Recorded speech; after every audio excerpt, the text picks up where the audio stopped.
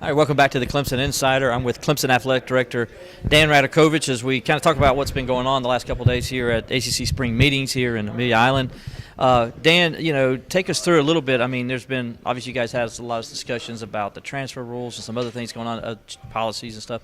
Can you take me through some of that and what you guys have kind of, I don't say come to an agreement yet because you got to talk to the basketball coaches, football coaches yet, but what's going through your mind as athletic directors? Actually, we're going to be doing that this afternoon. We've kind of done a lot of the housekeeping sorts of things. Heard from the Orange Bowl, heard from the College Football Playoff, heard from some basketball writers, some insurance people on loss of value and PTD stuff for our student athletes. So it's actually this afternoon when we're going to all get together as ADs, SWAs, FARs, and all of our coaches and really talk through not only the Rice Commission report as it relates to basketball, but transfers as it relates to the entire sports program.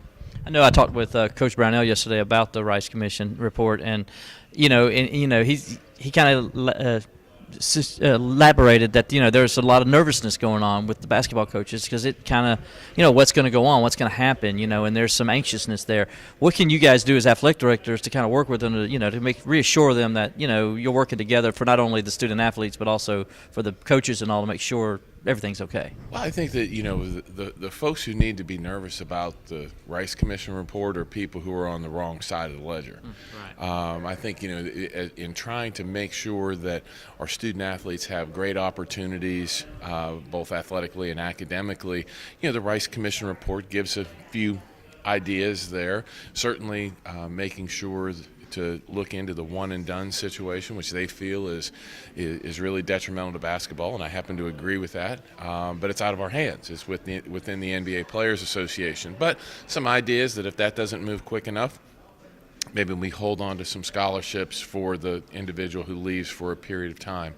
So I think the great thing about the Rice report for me, from my perspective, is that a group of people who are knowledgeable about a subject got together and within 6 months came up with some usable and really great ideas that they could hand off to the NCAA and then have it run through our governance process fairly quickly. I think that's going to be a model for questions around intercollegiate athletics into the future, because that committee was chaired incredibly well. They came quickly and very concisely with a set of recommendations. So that could be a model for things to come into the future. The transfer legislation, how do you interpret it? I mean, there's a whole bunch of other different things out there that are looking at and maybe wanting to do, and there's one certain way they maybe want to go. How have you interpreted that legislation, and what do you think ultimately might happen? Well, I think there's a number of pieces to it. Number one, the ability for a student athlete to transfer to whatever institution they would desire.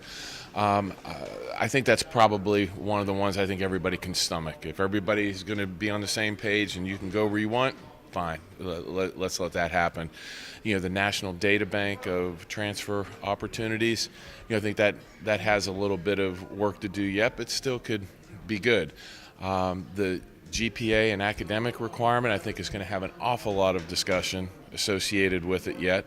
You look at all the data in aggregate, you have one view. If you look at it within football, men's basketball, you get a different view of it. So, that's where all sports aren't equal. Mm-hmm. So you want to make sure you make the best decision for all sports. And then, the graduate transfer piece, I think, has to have some other discussion as well, because, ultimately we want our student athletes to graduate.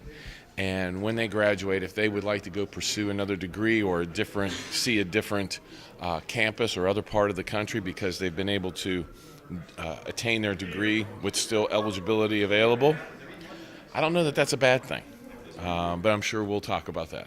One last question. When you have these meetings, you guys get together, and there's NCAA legislations you talk about, so people out there understand that, this is a way for you guys to come together as a conference and kind of have one set way. Okay, this is what you guys agree. You're going to be strong on this topic this way, right?